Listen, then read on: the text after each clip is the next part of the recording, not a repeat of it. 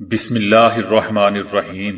السلام علیکم دوستو، دنیا بھر کی خبروں میں آج آپ سنیں گے، لیکن اس سے پہلے اگر ہو سکے تو لائک، سبسکرائب اور بیل آئیکن کا بٹن ضرور دبا لیں۔ شکریہ۔ پاکستان کی طرف سے افغان عوام کے لیے امداد کی فراہمی۔ اشرف غنی نے ملک سے فرار ہونے پر معافی مانگ لی۔ افغانستان کے معمولات چلانے کے لیے پاکستان سے لوگوں کو بھیجا جا سکتا ہے۔ پاکستان ہم خواتین کے کرکٹ سمیت دیگر کھیلوں میں حصہ لینے پر پابندی لگا سکتے ہیں۔ طالبان سپریم کورٹ میں جونیئر ججز کی تقرری کے خلاف وکلا کی ملکی ہڑتال۔ پاکستان میں 5G ٹیکنالوجی متعارف کرانے کا فیصلہ۔ ایلون مسک انسانی قد جتنا خطرناک روبوٹ متعارف کروائیں گے۔ اشرف غنی کو فرار کرانے میں امریکہ کا کوئی ہاتھ نہیں۔ امریکہ آرمی چیف اور DGISI سے CIA ڈائریکٹر کی ملاقات۔ تو آئیے چلتے ہیں اب خبروں کی تفصیل کی جانب۔ حکومت پاکستان نے افغانستان کے عوام کے لیے انسانی بنیادوں پر خوراک اور ادویات پر مشتمل امدادی سامان بھجوا دیا ہے۔ جہاز امدادی سامان لے کر افغانستان پہنچ گیا۔ فوری امدادی سامان کی بذریعہ ہوائی جہاز فراہمی کے بعد مزید سامان سڑک کے راستے بھجوانے کا سلسلہ جاری رہے گا۔ پاکستان کی حکومت موجودہ مشکل ماحول میں افغان بھائیوں کی ہر ممکن حد تک مدد جاری رکھے گا۔ پاکستان عالمی برادری پر زور دیتا ہے کہ افغانستان کے عوام کی مدد کے لیے اپنا کردار ادا کرے تاکہ ممکنہ انسانی بحران سے بچا جا سکے۔ دوسری طرف چائنا نے افغانستان میں طالبان حکومت کو $3 کروڑ 10 لاکھ کی مالیت کی امدادی پیکیج دینے کی پیشکش کی ہے۔ چائنا نے افغانستان کی معیشت کی بحالی اور معاشرے کی تعمیر نو کا عزم اظہار کرتے ہوئے انسانی ہمدردی کی بنیاد پر امدادی پیکیج کی پیشکش کی ہے۔ چین کے $3 کروڑ 10 لاکھ مالیت کے اس امدادی پیکیج کو افغانستان سے کرونا وبا کے خاتمے اور غذائی قلت کی دوری کے لیے استعمال کیا جا سکے گا۔ چینی وزیر خارجہ وانگ کا کہنا تھا کہ چین خطے کے ممالک کے ساتھ مل کر افغانستان کی معیشت اور معاشرے کی تعمیر نو کے ساتھ ساتھ تخریب کار گروہوں سے لڑنے میں مدد کرے گا۔ چائنا نے افغانستان میں طالبان حکومت کی حمایت کر دی ہے۔ چائنا نے ابھی تک باضابطہ طور پر طالبان کی حکومت کو تسلیم نہیں کیا ہے، تاہم کابل میں اپنا سفارت خانہ کھلا رکھنے کا اعلان کر چکا ہے۔ اور آج ہی چینی وزارت خارجہ کے ترجمان نے طالبان کی نئی حکومت کے ساتھ روابط رکھنے اور تعاون کی یقین دہانی بھی کروائی ہے۔ سابق افغان صدر اشرف غنی نے ملک سے فرار ہونے پر معافی مانگ لی ہے۔ اشرف غنی نے اپنے بیان میں کہا کہ 1990 کی خانہ جنگی جیسی صورتحال سے بچانے کے لیے کابل سے وہ چلے گئے تھے۔ کابل چھوڑنا زندگی کا سب سے مشکل فیصلہ تھا۔ انہوں نے کہا کہ کابل کے 60 لاکھ شہریوں کو محفوظ رکھنے کا واحد راستہ میرا نکلنا ہی تھا۔ 20 سال افغانستان جمہوریت اور ریاست کی بقا کے لیے کام کیا۔ اپنے لوگوں اور نظریے کو چھوڑنے کا ہرگز کبھی ارادہ نہیں تھا۔ اشرف غنی کا کہنا تھا کہ بدعنوانی کے طاعون نے ہمارے ملک کو دہائیوں سے جگڑ رکھا تھا۔ بحیثیت صدر میری توجہ کا مرکز بدعنوانی کا خاتمہ تھا۔ میں نے قوم کے سامنے میرے اور میری اہلیہ کے اثاثے ظاہر کیے تھے۔ اقوام متحدہ یا کسی آزاد ادارے سے سرکاری آڈٹ یا معاشی تحقیقات کروانے کو تیار ہوں۔ قریبی اتحادی بھی اپنا معاشی آڈٹ کروانے کو تیار ہیں۔ سابق افغان صدر اشرف غنی نے مزید کہا کہ افغان فوجیوں اور ان کے اہل خانہ کی 40 سال کی قربانیوں کو خراج تحسین پیش کرتا ہوں۔ اشرف غنی نے اپنے وضاحتی بیان میں کہا کہ 15 اگست کو صدارتی محل کی سیکیورٹی نے فوری طور پر ملک چھوڑنے کا مشورہ دیتے ہوئے کہا تھا کہ اگر ایسا نہ کیا تو سڑکوں پر خوفناک لڑائی ہوگی جس میں لاکھوں لوگ مارے جائیں گے۔ سابق صدر نے ملک سے جاتے ہوئے لاکھوں ڈالرز ہیلی کاپٹرز میں بھر کر لے جانے کے الزام کی تردید کرتے ہوئے پیشکش کی کہ میرے اور میری اہلیہ کی جائیدادوں کی تفصیلات اقوام متحدہ سمیت کسی بھی آزاد عالمی ادارے سے آڈٹ کروانے کو تیار ہوں۔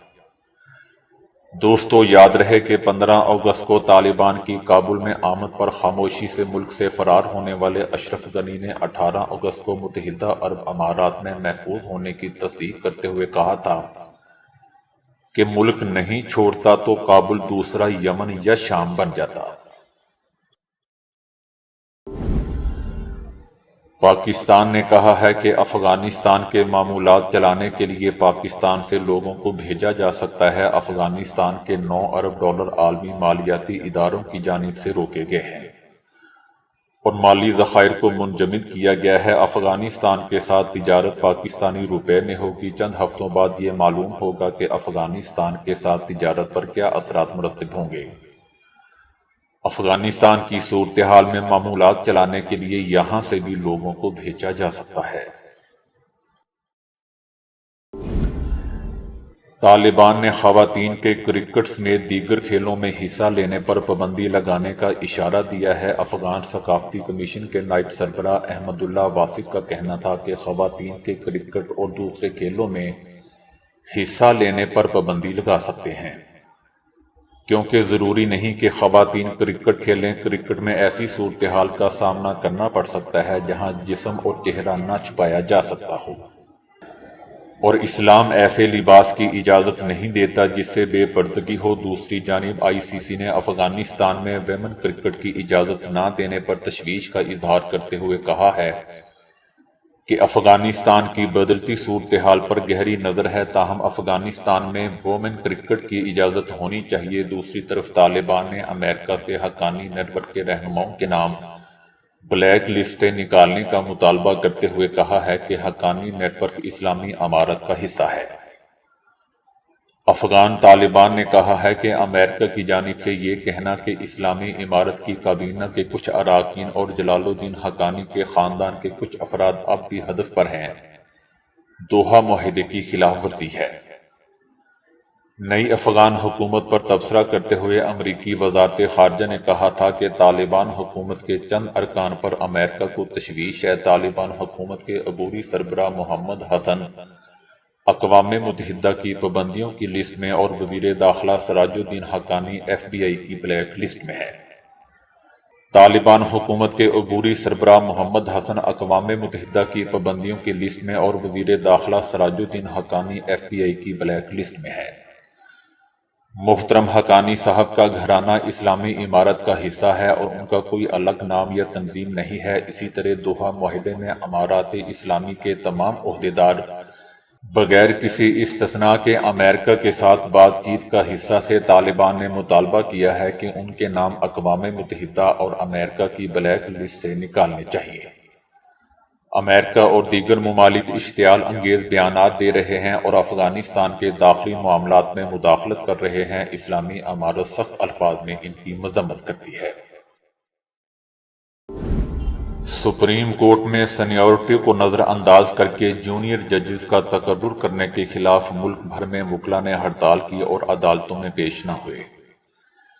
انہوں نے عدالتوں کی مرکزی عمارتوں کے دروازے بند کر دیے، جس سے سائلین کا داخلہ بند ہو گیا۔ عدالتی راہداریوں میں سناٹا رہا اور عدالتی عملہ وکلاء اور سائلین کے نام پکارتا رہا جو پیش نہ ہوئے۔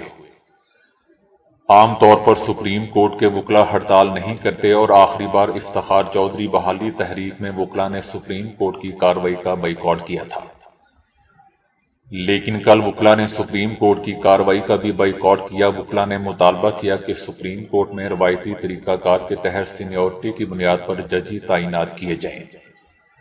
وکلاء نے چیف جسٹس کے خلاف نعرے بازی بھی کی۔ وکلاء ہڑتال کے باعث چیف جسٹس کے سامنے کسی بھی سائل کا وکیل پیش نہ ہوا۔ اس کے علاوہ لاہور ہائی کورٹ کی جج جسٹس عائشہ اے ملک کو سپریم کورٹ لانے کے حوالے سے چیف جسٹس پاکستان گلزار احمد کی سربراہی میں جوڈیشل کمیشن کا اجلاس ہوگا۔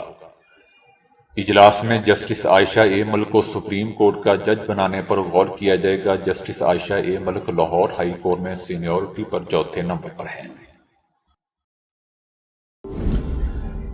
وزارت انفارمیشن ٹیکنالوجی اور ٹیلی کام نے 5G ٹیکنالوجی کو متعارف کروانے کا فیصلہ کر لیا ہے۔